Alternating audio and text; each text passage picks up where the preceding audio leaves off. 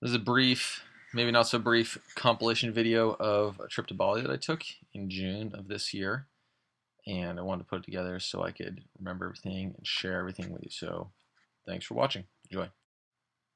Started with a trip from LAX all the way to Singapore. It was a short 12-hour flight. When we got there, we had an 18-hour layover. So the first thing we did was go to the mall, obviously. Near the mall, there was this giant dome audio thing. Everybody was obsessed with it. Well, not right now, but that's okay. We had a chance to go to the Buddha Tooth Relic Temple Museum, which is pretty cool. Mike and I wandered around Singapore for a little while and did this. We lit some prayer, incense, and it was hot. Ow, that's hot. It was hot out as well. And then we went inside the temple, which was an interesting experience. I don't really know what was going on in there. There's a bunch of food offerings, like French fries and apples. There were all these mini, tiny Buddhas on the wall, thousands and thousands and thousands of them. This is the world's largest prayer wheel. Behind them, you can see more of those Buddhas that you can buy and end up sponsoring the temple, which supports it. We also went to Chinatown in Singapore. There's a ton of crap there. It was pretty hot, obviously, that guy. There's a bunch of weird stuff too, like dried sea cucumbers. You could buy pretty much anything there. There's really good food though, like chili crabs, which is a giant crab doused in chili. We asked. It was very difficult to see how big it was or understand how big it was, or expensive because nobody spoke English. But it was $75 for that one crab. Has to be it. Plenty of cars, and then after that 18-hour layover, we took a 6-hour nap and then flew from Singapore to Denpasar, where we got there. We got to Karamas, or we got to Bali, and then ended up, we were really late, and then the next morning woke up at 4:30 in the morning to this, which was incredible.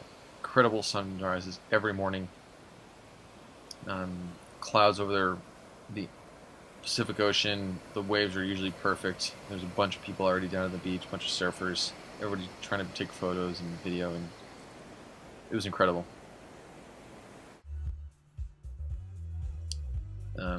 The pool at the commune was quite an experience. Just this pool and just a big party overlooked one of the best breaks in the world.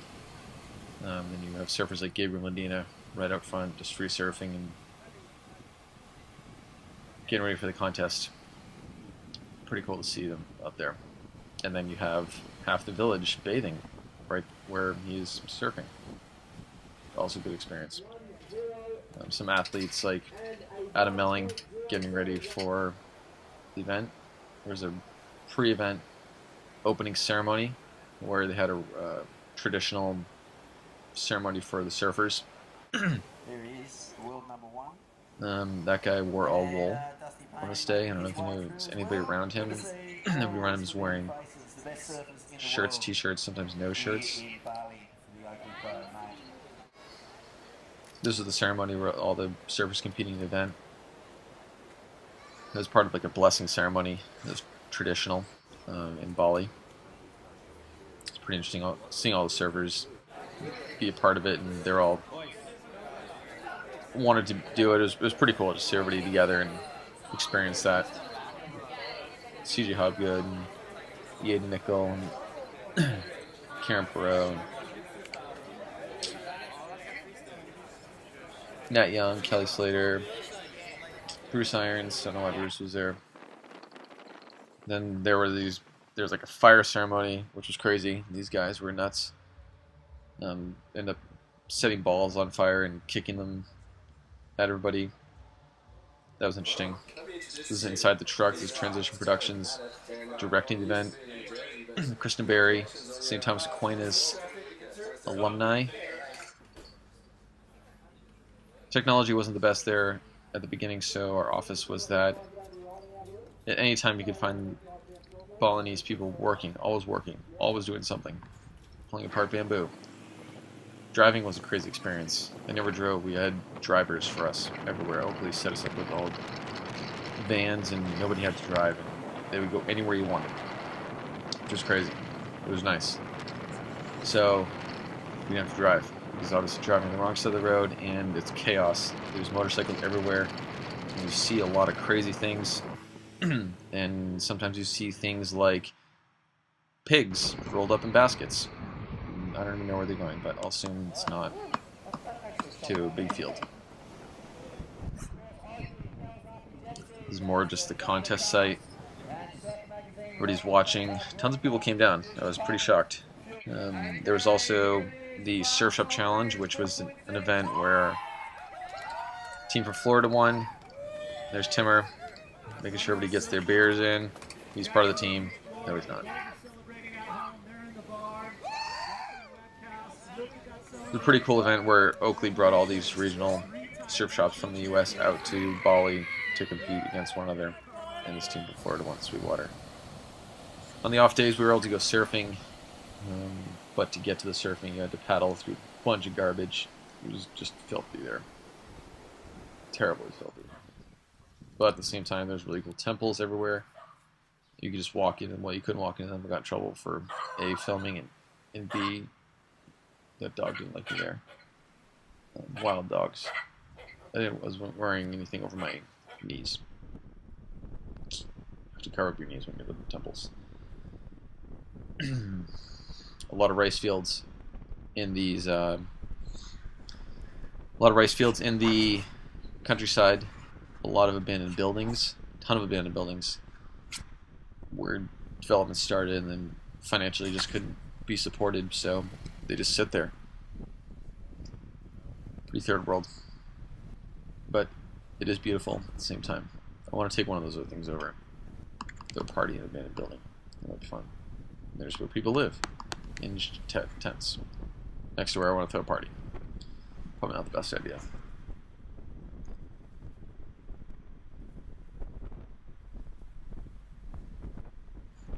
Every day we had to drive 25 to 30 minutes from our hotel to the contest site at about 4:30, 4:45 in the morning, and then we come back around 5:30 or 6 o'clock, sometimes 7 p.m. at night. So it was long days, a lot of driving. This is closer towards the quarterfinals and finals of the Oakley Pro Bali. A ton of people came down. This is up on the VIP deck. Everybody's VIP there. It feels like they're VIP. That was our office where we would update the website, and there was a super tide, a super moon that came in, and it tried to wash us away. So we took the boards out from the bottom so the water could wash through instead of pushing the building over. And in the end,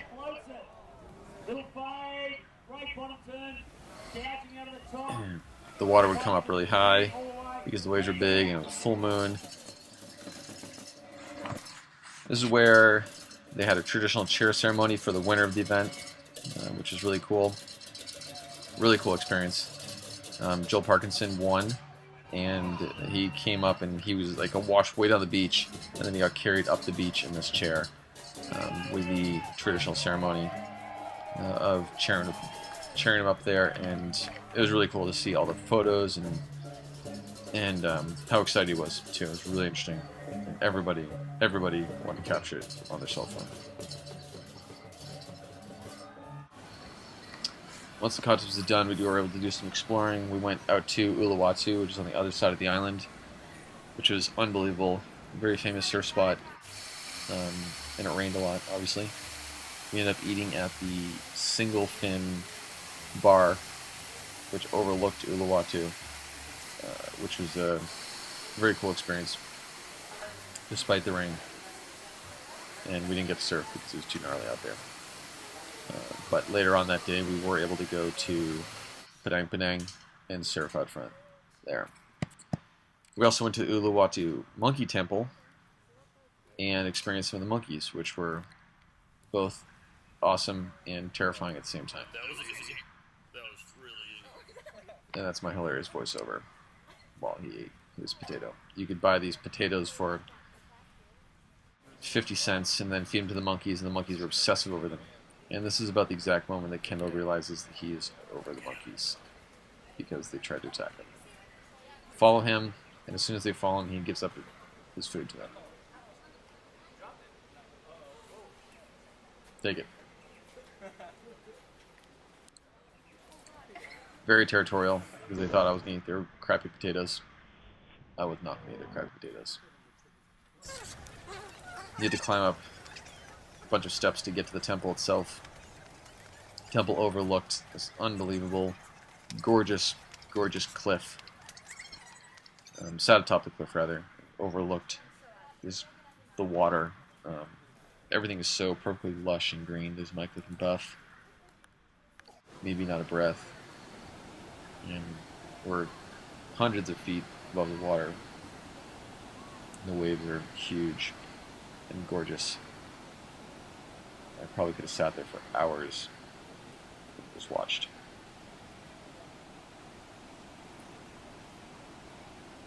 All the while this is happening, there are monkeys all over the place, trying to take your glasses, trying to take your flip-flops, trying to get more potatoes.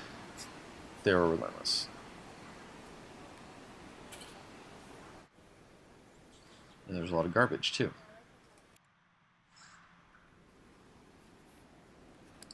And monkeys everywhere.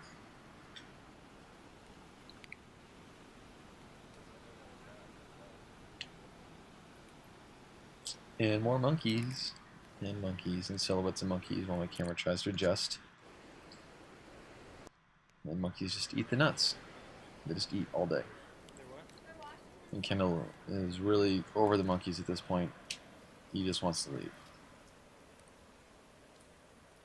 Not everybody's over the monkeys, though. So we stuck around and just let Kendall be a pussy. Mike liked the monkeys, and the monkeys really like Mike, too. They no problem. They kind of have the same haircut. They had no problem just jumping on Mike, and Mike had no problem jumping on him. Which was pretty interesting. I can only imagine diseases he was contracting at this point. And because it rained so much, there was this really cool waterfall that came down from there too. It was a little brown, but that's good. Still really good.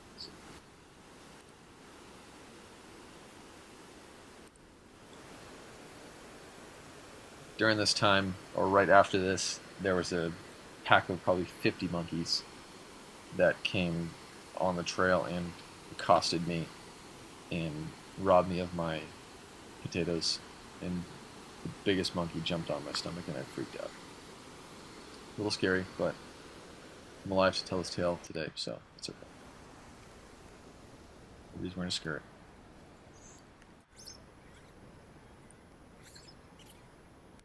There's some of the culprits.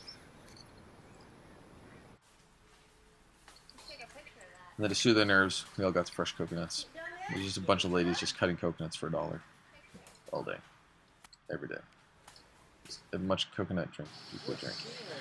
On the way back, we got stuck in a 3-hour traffic jam because there was a hole in the road that nobody wanted to drive over fast, and so there's only one road that dissects Bali. So we ended up stopping at this place that had all these live fish in tanks that you could pick your dinner from. Nobody picked the shark, luckily. Looks like it's been years. It's got a shark. Yes. No, he didn't. But they just grew prawns in plastic bottles, and that's the way it was. So you just picked out what you want. That fish is alive. Promise. So that was the fish Mike picked out. That one. And then he brought him over to a scale and measured it and slit it in half and threw it on the grill.